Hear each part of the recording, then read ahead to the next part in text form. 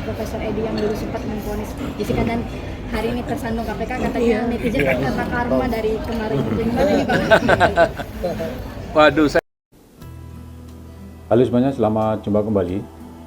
Di video kali ini kita akan lihat kasus gratifikasi yang melibatkan seorang pejabat tinggi negara, yaitu seorang Wakil Menteri Hukum dan HAM Profesor Edward Omar Syarif Yarich, atau lebih dikenal dengan panggilan Edi Yarich, dan keterkaitannya dengan kasus sengketa perusahaan tambang nikel di Malili, Sulawesi Selatan. Edi Yarich ditetapkan sebagai tersangka kasus gratifikasi 7 miliar rupiah oleh KPK pada 9 November 2023. Surat penetapan tersangka telah ditandatangani 2 minggu sebelumnya oleh KPK. Di video ini saya akan ceritakan selengkap-lengkapnya agar teman-teman juga tahu ada kasus apa sebenarnya di balik kasus gratifikasi Wamenkumham ini. Kasus gratifikasi Edi Yarich ini sangat menarik karena di belakang kasus ini ada suatu kasus besar, yaitu sengketa kepemilikan perusahaan tambang nikel di Malili, Sulawesi Selatan. Kasusnya sangat kusut, penuh liku-liku dan belum juga kunjung terselesaikan hingga saat ini.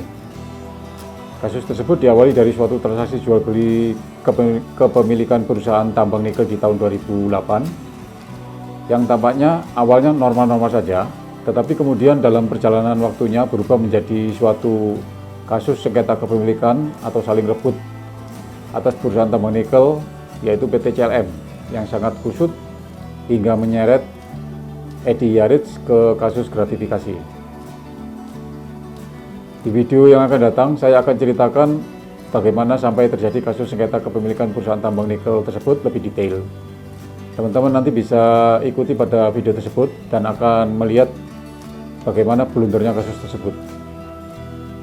Sekarang kita kembali ke kasus gratifikasi Wamenkumham. Edi Yarich selain sebagai Wamenkumham adalah juga seorang ahli hukum dan seorang guru besar ilmu hukum pidana di Universitas Gadjah Mada yang lahir di Ambon, Maluku pada 10 April 1973.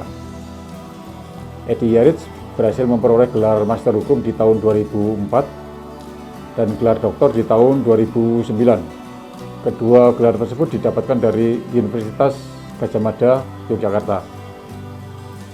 Edi Yarich memiliki kekayaan 20 miliar lebih, sebagaimana tercatat di dalam LHKPN, Laporan Harta Kekayaan Pejabat Negara, yang dilaporkan pada 31 Desember 2022 yang lalu. Mayoritas hartanya berupa bidang tanah di Kabupaten Sleman, Yogyakarta. Edi Yarich juga tercatat memiliki utang sebesar 5,4 miliar rupiah. Pernah menjadi saksi ahli pada beberapa kasus yang viral. Salah satunya adalah kasus kopi sianida Jessica Mirna tahun 2016 yang memberatkan Jessica Wongso. Berikut ini adalah kasus-kasus besar di mana Edi Yarich pernah menjadi saksi ahli. Yang pertama adalah kasus Hambalang di tahun 2014, kesaksiannya memberatkan Anas Urbaningrum. Kemudian yang kedua adalah kasus kopi sianida Jessica Mirna di tahun 2016, kesaksiannya memberatkan Jessica. Kemudian yang ketiga adalah kasus penistaan agama oleh Ahok di tahun 2017, kesaksiannya meringankan Ahok. Yang keempat adalah sengketa Pilpres 2019, kesaksiannya menguntungkan kubu Jokowi Ma'ruf Amin. Edi Yarich diangkat menjadi Wamenkumham pada 23 Desember 2020. Laporan kasus gratifikasi ini dilayangkan oleh Ketua IPW Indonesia Police Watch, Sugeng Teguh Santoso pada 14 Maret 2023 yang lalu. Edi Yarich dilaporkan ke KPK atas dugaan penerimaan gratifikasi 7 miliar rupiah dari Helmut Hermawan di RUT PT CLM Citra Lampia Mandiri, sebuah perusahaan tambang nikel di Malili, Sulawesi Selatan yang sedang menghadapi sengketa kepemilikan perusahaan. Pemberian uang tersebut diduga melalui perantara asisten pribadi Edi Yarich, yaitu Yogi, dan seorang pengacara, Yosi, yang direkomendasikan oleh Edi Yarich untuk mendampingi Helmut Hermawan di RUT PT CLM yang sedang berperkara dengan pihak lain. Sugeng Teguh Santoso, Ketua IPW yang melaporkan kasus ini ke KPK, menduga uang itu berkaitan dengan permintaan bantuan pengesahan Badan Hukum PT CLM oleh Dirjen Administrasi Hukum Umum AHU di Kementerian Hukum dan HAM. Sugeng sempat memprotes KPK karena dinilai lambat memproses laporannya. Sementara itu, Edi Yaritz enggan menanggapi secara serius karena menganggap pokok permasalahan adalah hubungan profesional antara Yogi, asisten pribadinya, dan Yosi sebagai advokat yang pernah dia rekomendasikan untuk mendampingi Helmut Hermawan di Rut PT CLM. Di sisi lain, Yogi melaporkan balik Sugeng ke Barreskrim Polri atas kasus dugaan pencemaran nama baik. Malam ini karena pemberitaan terhadap saya, dicantumkan nama saya di terhadap pelaporan Pak STS ya. Pak STS itu saya rasa itu semua tidak benar. Makanya malam ini saya merespon untuk melaporkan beliau atas dugaan pencemaran nama baik saya, dan kita ikuti proses hukumnya seperti apa nanti ke depannya. Mudah-mudahan hukumnya terang benderang dan kita tahu mana yang benar dan yang salah. Hampir. Selanjutnya akan saya ceritakan bagaimana hingga Ketua IPW Sugeng Teguh Santoso sampai melaporkan Edi Yaritz dengan dugaan menerima gratifikasi dari seorang pengusaha tambang nikel Helmut Hermawan ke KPK. Pada tanggal 10 November 2023, Saleh Amin, kuasa hukum Helmut Hermawan, mengeluarkan keterangan tertulis yang mengungkapkan bahwa kliennya Helmut Hermawan di Rut PT CLM telah melaporkan dugaan pemerasan, pemaksaan, dan intimidasi yang dilakukan oleh Edi Yaritz kepada Indonesia Police Watch (IPW). Selanjutnya, Ketua IPW Sugeng Teguh Santoso melaporkan masalah ini ke KPK pada 14 Maret 2023. Saleh Amin, kuasa hukum Helmut Hermawan di Rut PT CLM, mengatakan kliennya sebagai korban mengadu kepada IPW atas dugaan pemerasan dengan ancaman, pemaksaan, dan menakut-nakuti yang dilakukan oleh Wamenkumham Edi Yaritz. Atas pengaduan itu, Ketua IPW Sugeng Teguh Santoso selanjutnya melaporkan hal itu ke KPK pada 14 Maret 2023.